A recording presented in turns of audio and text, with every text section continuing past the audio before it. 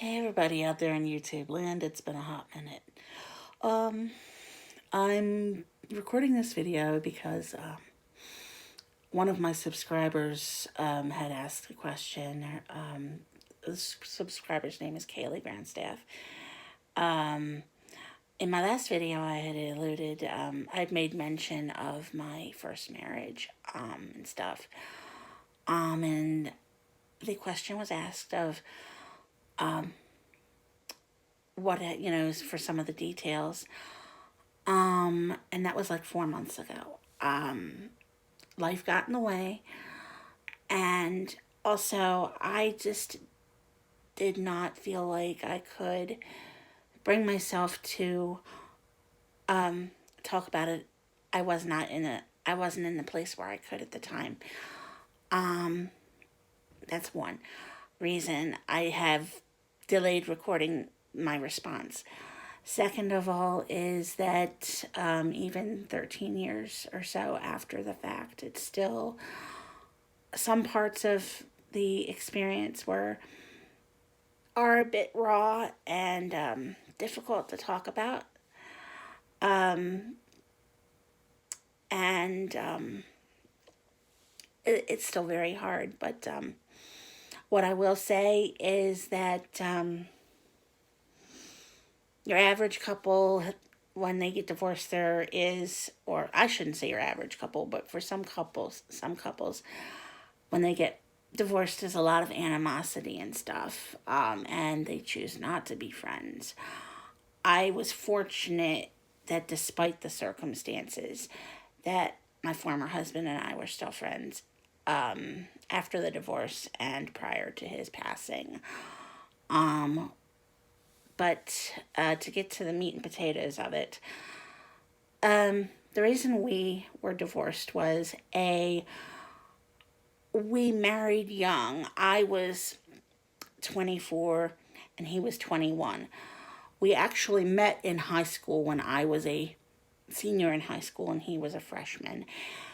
And now that might raise some eyebrows, like a 15-year-old dating an 18-year-old. Yeah, it did. There was a lot of concerns with both sides of our family, but given our age difference at the time, which like 3 years now between a couple. Now that you're an adult, that doesn't really seem to be much. But when you're young like that, yeah, it is.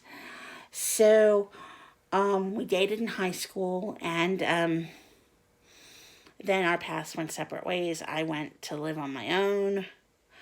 While he still stayed at home with his parents, and then he went through a lot of emotional issues and recovered, or so I thought. Um, but then we started dating again into our adult life. And just shortly thereafter, we started dating. I think we started dating in September of 95, and we're engaged in October of 96. I mean, 95. I'm so sorry. We were married in 96. Engaged in October of 95. Married in May of 1996. And the first year was great. I mean, and it was great as it could be for a young couple doing young couple stuff, whatever. But as the time started to go on, I noticed there was changes in him um, that I did not like.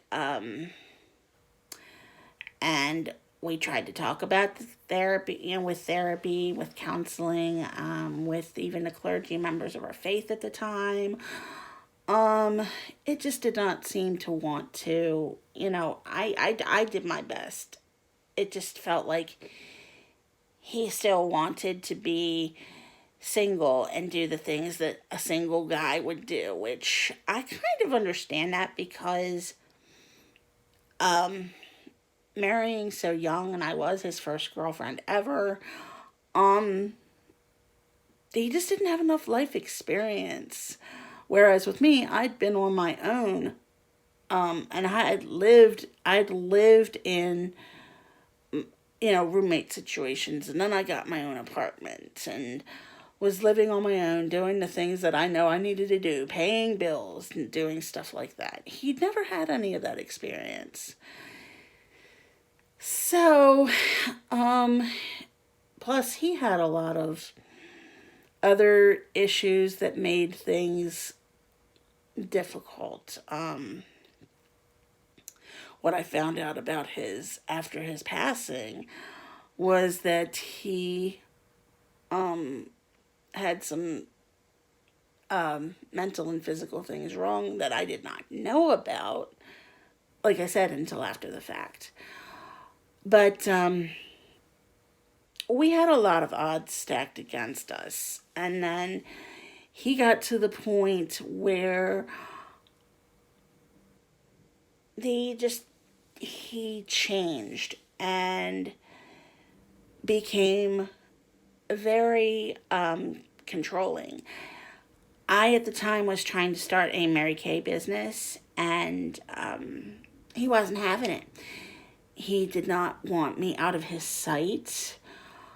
Um, anytime I tried to do the business, he would say things derogatorily towards me about my weight and about who I was, if I was messing around, and just doing everything he could to knock my self-esteem down, which was already in the toilet because of past life experience. Um, and then the physical stuff started. And finally, it just got to the point, even after speaking with his parents, they tried to speak with him. They tried to say, hey, you can't be doing this. Um, Nothing seemed to help. Even speaking to our clergy members at the time, their mentality was, as you married him, divorce is not an option, and you need to work it out. If he does these things to you, you must have done something wrong. You must have done this. You must have done that. That broke me, and I was done. But anyway, we, as hard as it was, I had to leave because I felt that if I did not leave, um, that it was going to be one of two things. Either I was going to be a shell of myself, of the person I wanted to be, or I was going to wind up trying to take my life. Because I had actually, in the midst of it, had done some things I'm not proud of either, which did contribute further to the deterioration. But, um, and this was after he had done things that he had done. I mean, it's, what do they say? I can't even think of the expression. Two wrongs don't make a right. That's it. Um, but once, you know, there was abuse and stuff, and I felt at that point I was like, "Whoa, I gotta get out of here." Um, that being said, I did eventually leave. Um, he tried to convince me to come back to him, saying he would change if we could work it out, and I couldn't. I had to leave because of the person that he had become and the person that I had become. It was a toxic situation. Um, so we did finally um, get divorced in um, 2006. Um,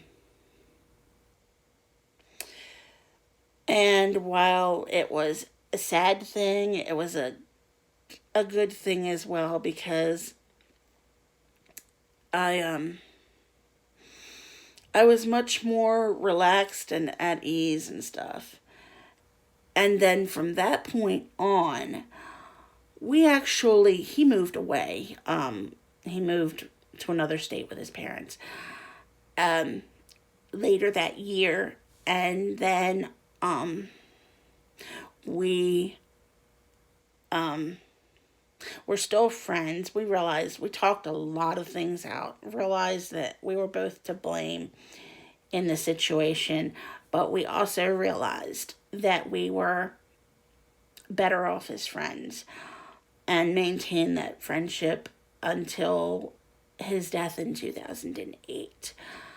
Um, that, you know, despite the fact that there was, bad mixed with good, whatever, um,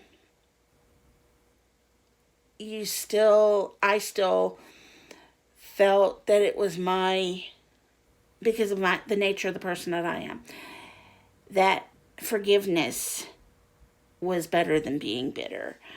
Um, Forgiveness and some friendship was better than being bitter. Um, because you just, you can't go through life feeling, I mean, some people do, don't get me twisted. Some people do go through life feeling bitter and stuff after a divorce. I won't be bitter towards anybody like that, because that's just not the way I was raised. Um,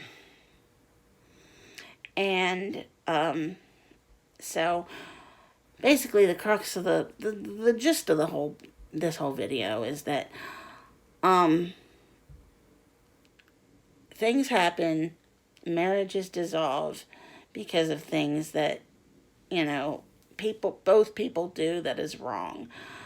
Um, and um, I'm not gonna be like act like I'm innocent in the whole thing, because I'm not.